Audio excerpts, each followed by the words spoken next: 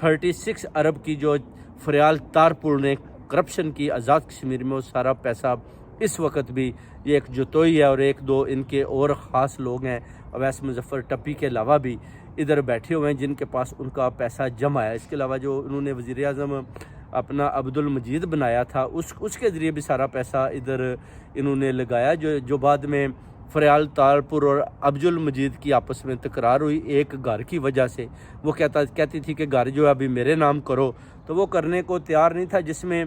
ہنسلوں میں کافی لڑائی جھگڑا ہوا۔ اس کے بعد وہ گھر جو ہے وہ فریال تالپور کے ہسبینڈ امیر تالپور کے نام کر دیا گیا۔ وہ جو گھر ہے وہ چوری کے پیسے کا گھر ہے، وہ پاکستانی قوم کے پیسے کا گھر ہے، جس کے بعد عبدالمجید جو انہوں نے پرائم منسٹر بنایا تھا آزاد کشمیر کا، اس نے ان کے ساتھ لا تلقی کر دی اور وہ ختم کر دیا۔ جب میں نے ان سے سوال کیا تھا کہ آپ نے ادھر وزیر اعظم نے ایز اے بطور